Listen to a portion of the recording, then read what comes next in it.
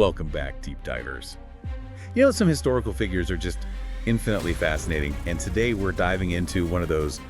Martin Luther. Definitely a figure who keeps you on your toes. You all know him as the guy who sparked the Protestant Reformation, but you've asked us to go a bit deeper than that. You want to explore some of the darker, less talked about parts of his life. The stuff that really gets under the surface, right? Exactly. So get ready, because we're going deep into Luther's struggles, his visions, maybe even some mental health issues, and his oh-so-complicated relationship with the Jewish people. Buckle up. All right, so picture this. It's 1505, and young Martin Luther is caught in a terrifying thunderstorm. Oh yeah, this is a good story. He's so scared that he makes this desperate vow to St. Anna, promising to become a monk if he survives. And guess what? He does. And that pretty much sets the stage for everything that follows. It's seen as this major turning point in his life. I mean, talk about an intense, almost visceral experience of the divine. Right. It makes you wonder, how much did this one event, this brush with what he felt was divine power, really shape the course of history? I mean, wow. It's a question worth pondering. These huge, life-altering moments, especially for someone as deeply spiritual as Luther, they can send you on a whole new trajectory. In this case, it led him straight to the monastery and ultimately to challenging the Catholic Church. Which, of course, kicked off the whole Protestant Reformation. The domino effect, right? Totally. Okay, so let's fast forward a bit. 1507, Luther becomes a priest. Later, he's a professor of theology, just immersing himself in the Bible. And it's during this deep dive into Scripture that he stumbles upon this, radical idea, especially from the Book of Romans. Justification by faith. Exactly. It's the idea that your ticket to heaven isn't about racking up good deeds, but about faith alone. Total game changer. I mean, back then, the church taught that salvation was this combo of faith and good works. Right. You had rituals, pilgrimages, even buying indulgences to atone for your sins. But Luther comes along and says, nope, it's all about your personal relationship with God. It was a radical shift in how people thought about salvation. Absolutely. And it challenged the very foundation of the church's authority. Suddenly, it wasn't about what the priests or the pope said.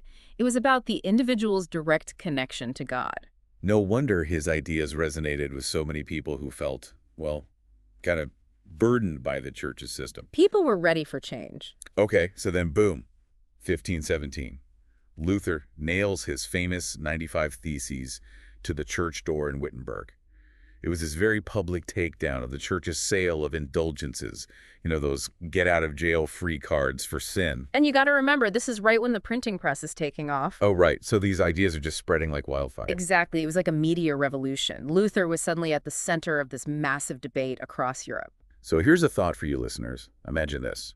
A single document, mass-produced, thanks to this brand new technology, has the power to shake the foundations of this centuries-old, incredibly powerful institution. And it worked.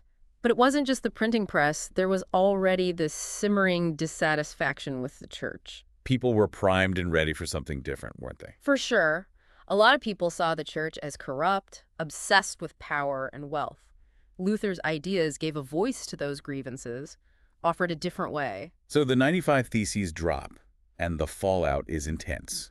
Luther's excommunicated, and he's called to defend himself at the Diet of Worms. Talk about pressure. Imagine being called before the most powerful figures in the Holy Roman Empire and told to take all back. And what does he say?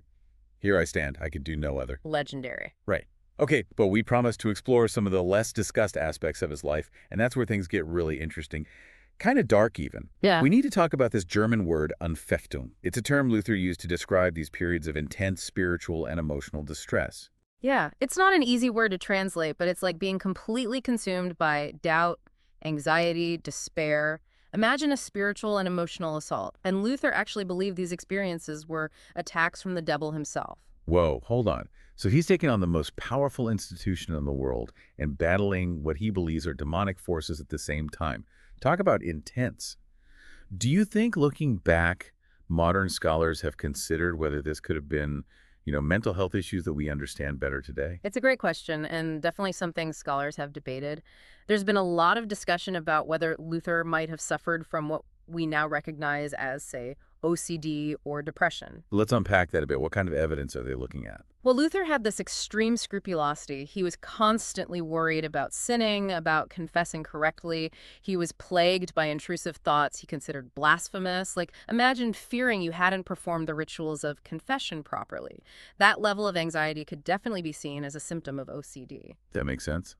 What about the depression angle? Luther also went through these periods of deep melancholy and despair, feelings of hopelessness, worthlessness, feeling abandoned by God, tormented by the devil.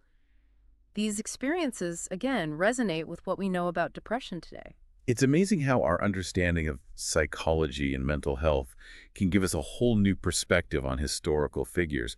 So how much do you think these personal struggles influenced his theology, his actions, his entire worldview? I mean, it had to have some impact, right? It's one of the most fascinating things about Luther's story, the interplay between his inner world and his impact on the world stage. Okay, and this is where it gets even more interesting and maybe a little disturbing. Because on top of everything else, Luther had some very unsettling fixations. We've touched on his preoccupation with the devil, but there's also this obsession with excrement. Right. This is where you really see Luther's inner world, his anxieties, his spiritual battles coming to the surface. He was convinced he was under constant attack from the devil, and he described these attacks in very vivid and frankly scatological terms. I mean, can you imagine the founder of a major branch of Christianity writing about demons attacking him with excrement? Hear me, Satan. I will defecate in my pants and breeches, hang them on your neck and wipe your mouth with them. It's not exactly Sunday school material. Well, Can you give us some specific examples? What did he actually write? he often used scatological language and imagery, especially when talking about the devil and his enemies. He wrote about demons defecating on him, even claimed the devil once threw excrement at him. It's pretty shocking stuff, and honestly not something that's widely discussed. It's wild, right? And it definitely raises a lot of questions. I mean, was this just how people talked back then, or was it something deeper, maybe a sign of those mental health struggles we talked about? That's what's so fascinating about this deep dive. We're trying to understand this historical figure, but it makes you realize how much we don't understand. How do you make sense of these obsessions, especially coming from someone so influential in religious thought? It's a real head-scratcher. Some scholars think these writings are a sign of his psychological distress, maybe connected to OCD or even a type of psychosis. But then others say, hold on, maybe we shouldn't take these writings literally, like they're more symbolic of his inner struggles. So no easy answers, no clear consensus. Not really, and that's what makes studying history so interesting. We're always trying to make sense of the past, trying to fit it into our modern understanding. But sometimes the past just doesn't fit neatly into those boxes. It reminds us that even the most brilliant minds are still human. They have their complexities and contradictions. Okay, so how do these scatological obsessions, these dark writings, connect to the other part of Luther's life? We're exploring his views on Jewish people. That's the million-dollar question, and it's been a tough one for scholars and theologians for centuries. Luther's relationship with Judaism was complicated, to say the least, full of twists and turns. Yeah, you mentioned earlier that he actually advocated for better treatment of Jews at one point, which seems surprising knowing what we know about his later writings. It's true. Early on, Luther criticized the Catholic Church for persecuting Jews. He even wrote a whole treatise called That Jesus Christ Was Born a Jew, where he basically called for tolerance and understanding. So what happened? When and why did things change so drastically? Well, Luther was convinced that with the reforms he was pushing, Jewish people would convert to Christianity. But when that didn't happen, I mean, not on a large scale, he became really disillusioned. And that disappointment turned into bitterness, then anger. Almost like a personal rejection? You could say that. Yeah. He started seeing Jewish people as stubborn, obstinate, unwilling to accept what he saw as the truth of Christianity. And this shift happened around the same time he was embracing this doctrine of supersessionism, which is the idea that Christianity had basically replaced Judaism as God's chosen people. Ah, supersessionism, or replacement theology, as some call it. Can you break that down a little for our listeners who might not be familiar with the term? Sure. Supersessionism argues that the Christian church is the fulfillment of God's covenant with the Jewish people. Basically, the idea is that Christians inherited the promises and blessings that were originally meant for the Jews. So this theological idea fueled Luther's growing antipathy toward Jewish people, allowed him to justify his increasingly harsh views. Unfortunately, yes.